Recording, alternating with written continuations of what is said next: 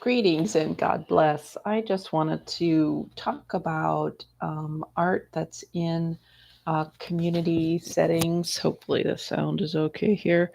Um, that so there's like this like industrial kind of art that I see around, or kind of creepy art that seems occult, like claws coming out of the ground. And I was just looking, I was watching these lovely videos, somebody cooking and everything. She's talking about art, playing art on the TV set, like a slideshow of, famous art pieces like Van Gogh or whatever.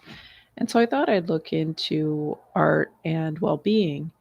And because it does, I watch a lot of Tartaria mud flood videos, and a lot of beautiful architecture is featured there, like tremendous complex building, um, that's exquisite, that has exquisite, intricate details. And people are wondering how did this happen if this was built in the 1700s or the 1800s or earlier, and we cannot muster the same talent or funds nowadays, with all of our, you know, expertise.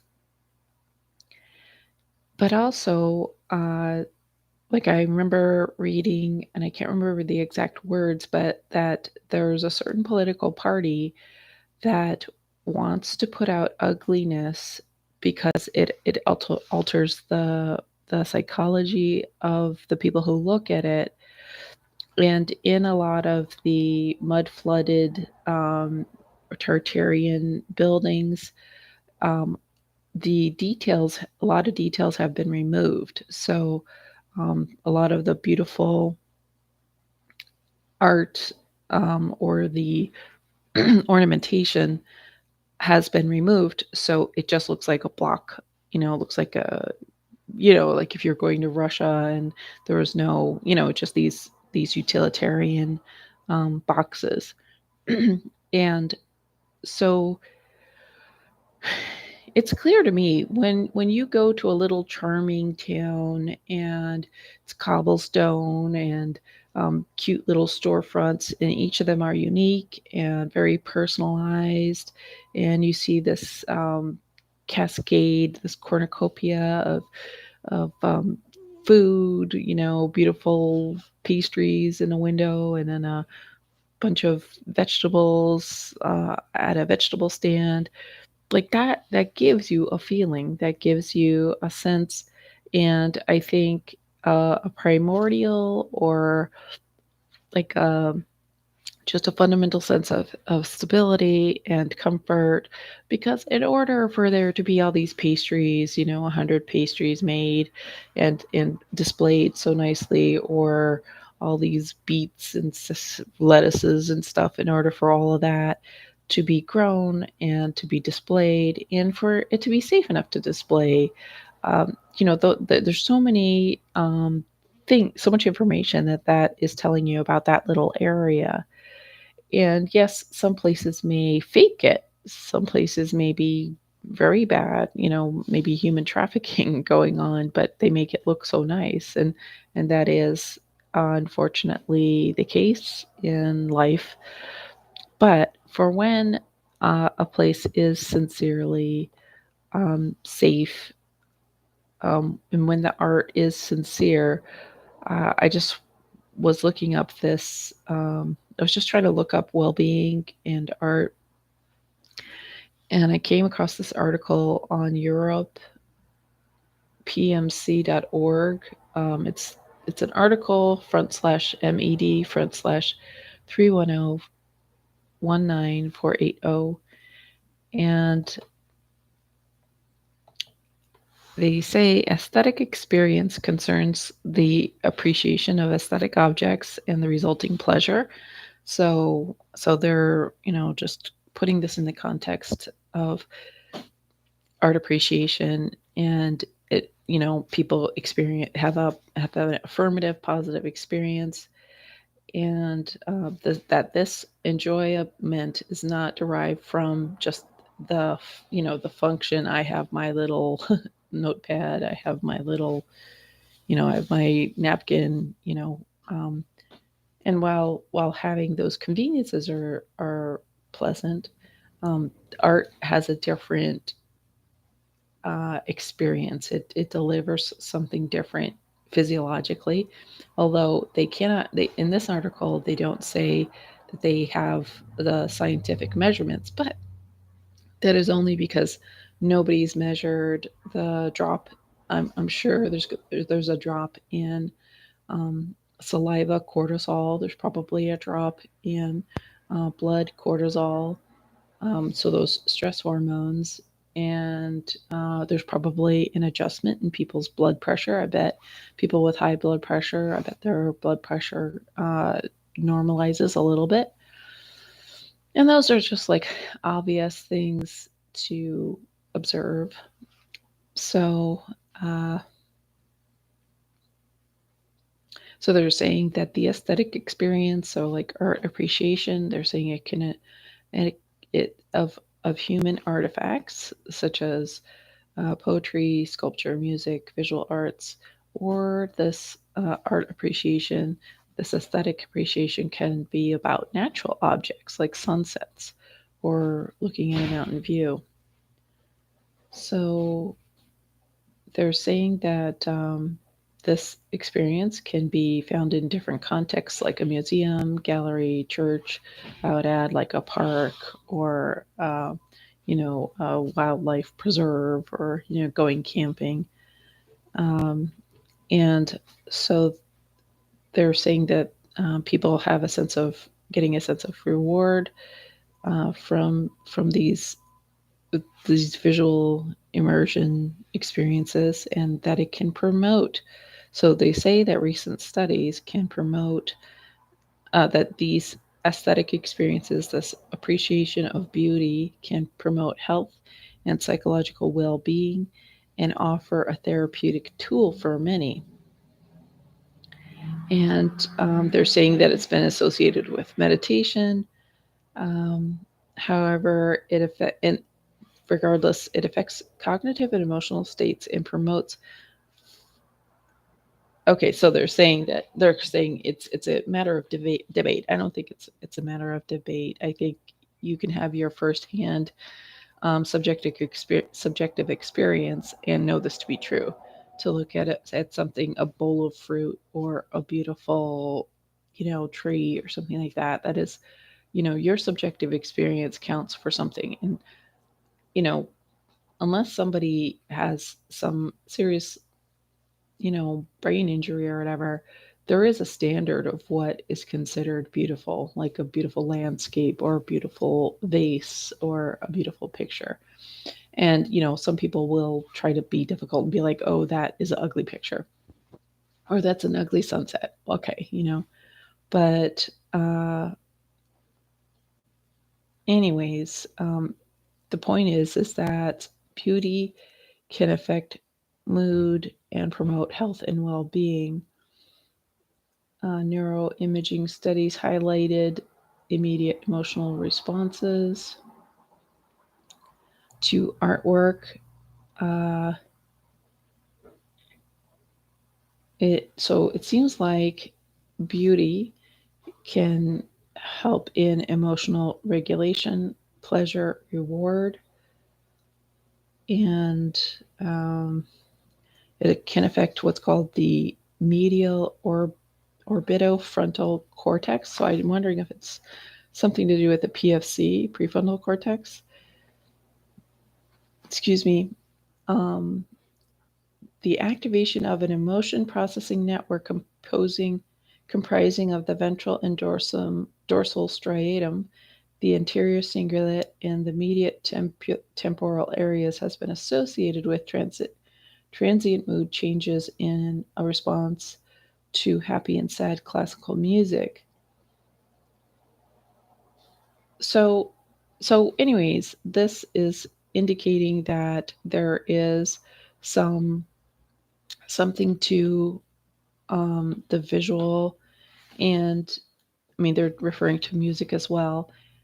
So just the the aesthetic of beauty across this, the senses, like what we see, what we hear, and probably, texture, like the feeling of silk, let's say, or even a nice breeze on our skin. So, and what I noticed, like I was at a university campus a couple days ago, and they had like an I beam, and like a quarter of an I beam, and something hanging. It really did not make sense. It looked like a bunch of industrial junk painted and put together, and they called it art. And I'm sure thousands, probably, $10,000 or whatever was paid for it, because that, I'm not to begrudge artists, but I do think that some art is meant to be antisocial and misanthropic. And that's what I'm seeing. That's being installed. There's this dehumanizing aesthetic that's around, where it lends nothing. It lends nothing to the community. It lends nothing to the the walking experience. I mean, just it's disgusting. It actually depletes the experience when you have like all these angles and weirdly painted and just meaninglessness, and and it's like respected museums are hosting this kind of crap, and universities buying this kind of crap, and this is not helping the situation. This is not helping the human experience. It's not helping your students or your patrons when you have disgusting art. Unless that is the point, unless you're trying to make a point about being disgusting, about how disgusting you think humans are, how worthless you think the human experience is, how much you want to make humans have a horrible experience, because that's what crappy art does. That's the point. And I think some artists, maybe they're working out their own traumas, and maybe I don't know. I mean, I don't think ugly art actually helps other people. Like, I don't think random ugly art is going to help some random person walking down the street. Of course, there could be that one person, but I do not think that one person relating to ugly art is worth ruining other people's day, or, just uglifying this space for the thousand people that have to look at that ugly art. And yeah, I don't know what the ethics of that is, but anyway, it's, if you look at the manifesto of the major party that begins with a C, they do have art as one of their things, like to replace um, beautiful art with ugly art, with meaningless, uglifying sentiments in art. Um, and and it seems like it's a success. I do not know why. And then a lot of buildings, they've had the beautiful details removed. So, what do you guys think? Like, do you think ugly art makes you happy? That industrial meaningless, like, this does not make sense um, to anybody but the person who bought it and the person who made it. So and the thing is, it's like we need all the help we can get to keep our spirits up. Life is hard enough as it is, and that's why I think having beauty in your community. If there's going to be a sculpture that you're going to have to walk by, it should be beautiful, maybe even edifying. And another thing that I really dislike is when um, there's no clock tower anywhere in an area. I really like it when a place has a little time thing, like there'll be a sign and it'll say, 10:40 a.m. or something like that. But what I don't like is when the clock has been removed. When I was living in Beaverton, Oregon, they removed the clock tower. I think they either yeah, I think they removed it. And I'm like, what kind of city removes your timekeeping device? Like, just because people have mobile phones, it is nice having a big clock tower at the train station. Um, Also, what I don't like is when a clock is not maintained. So it's either an hour behind always, or it's stopped completely. So it's just kind of broken. And I'm glad that they don't remove that, but it would be nice if somebody maintained it. And yes, it probably takes $100 to have a city guy try to tinker with it, but clocks are not that difficult to figure out how to make work.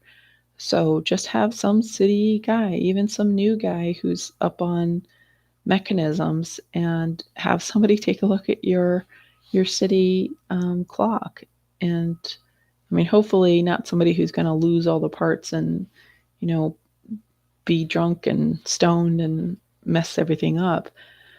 Not that all drunk, stoned people do, but, you know, and maybe that's why people don't, like cities don't maintain their clocks, is because they can't trust people to do a good job or something. I don't know. Actually, it's probably just that they don't care, because everybody is just out living, like going to Bali or to some other place, and they don't even know what's going on in their city. That's yeah, because everybody's so invested in living somewhere else, not where their job is, or where their one of their homes are. Like everybody has their like second homes and third homes and fourth homes, and they don't, they're not invested in their immediate town. And they'll pay their taxes. So the scumbags that are running everything, they get paid, and the scumbags that are running everything don't even care about the city, because they're either not from there or they're not invested in it. Because why else would scumbags do what they do to the cities that they get to run? Because nobody else wants to do that job, or nobody thinks that they're qualified. And so just bad people seem to be running things, and the 2%, 3% of good people are just trying to like survive, are just trying to probably be, like put a stop to really egregious harms. But those small percentage of good people that are helping running cities, they're biting their tongues probably 90% of the time, but they're there to prevent like things from really becoming satanic, or more satanic than it is. So I digress. Thank you for watching. And yeah, what do you think about art and affecting your mood, and how cities um, can, uh, encourage that positive experience rather than always installing gross art, like ugly art? Like, what's up with that? Why is that such a common thing? Thanks for watching. God bless.